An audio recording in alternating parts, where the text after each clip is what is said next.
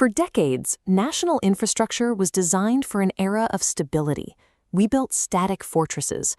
The logic was straightforward.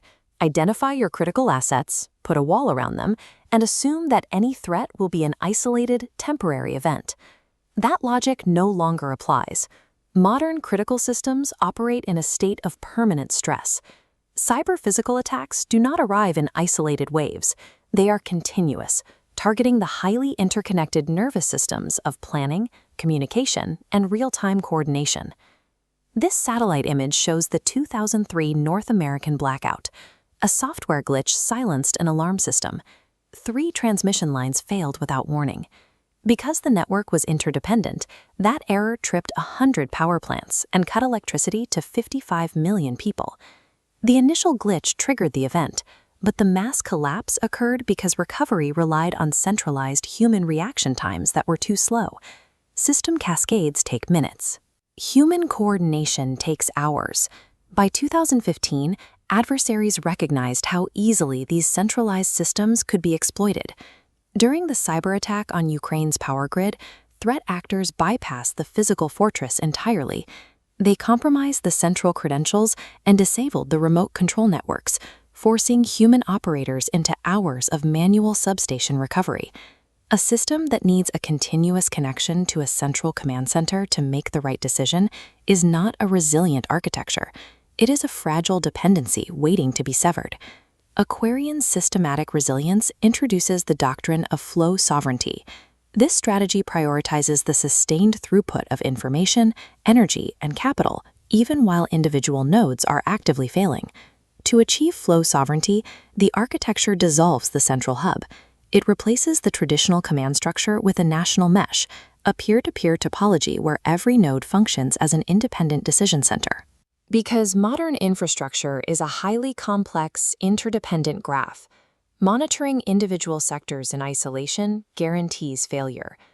Temporal graph neural networks track the invisible relationships across this entire mesh, mapping how nodes interact and depend on each other over time.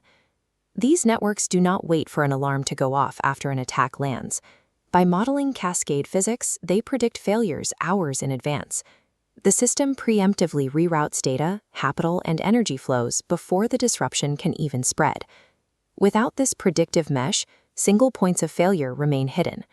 At the Karachi port, the massive physical flow of national imports and exports is entirely dependent on the WEBOC trade clearance ledger.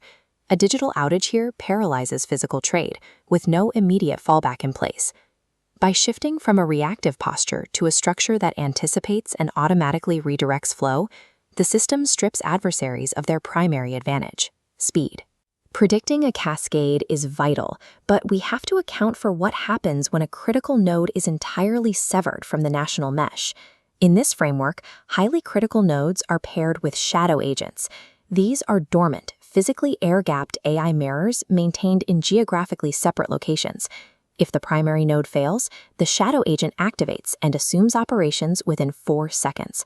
Once activated and isolated, these local nodes must function without central command oversight. They execute decisions using a doctrine known as commander's intent. Rather than operating on rigid scripts, which adversaries can easily manipulate or game, commander's intent encodes the system with a high-level desired end state and the strict boundaries of acceptable risk. This allows the agent to interpret its environment and take initiative to reach the objective. Allowing autonomous systems to make critical decisions introduces the risk of the AI drifting from its intended goals.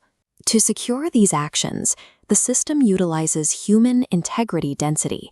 This is a continuous, auditable metric that evaluates whether an agent's behavior aligns with verified human outcomes, instantly suspending the agent if its decisions diverge. Systemic resilience scales only when trust and decision-making logic are pushed to the absolute edge of the network. A system with no center cannot be decapitated. The combination of predictive intelligence, shadow agents, and edge autonomy transforms state infrastructure. It functions as a living, anticipatory organism capable of sensing disruption, adapting, and healing its own networks in real time. The ultimate benchmark of this architecture is the 72-hour autonomy standard. Every critical node in the mesh must be capable of surviving independently without external support or central oversight for 3 days. This strictly calibrated window guarantees continuity while human experts coordinate a deliberate, safe recovery. This satellite image of the Bab el-Mandeb Strait highlights the physical stakes of flow sovereignty.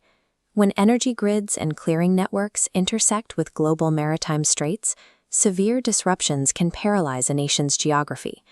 Securing that 72-hour survival window prevents a localized digital failure from scaling into an irreversible economic collapse. Deploying this AI-driven mesh requires an upfront investment, but the alternative is absorbing the guaranteed cost of fragility. A single major grid failure or financial disruption cascade easily destroys tens of billions of dollars in a matter of days. In an environment of persistent threat, failures are inevitable. Systemic collapse, however, is a choice. True sovereignty belongs to those who build resilience into the foundational architecture of the state.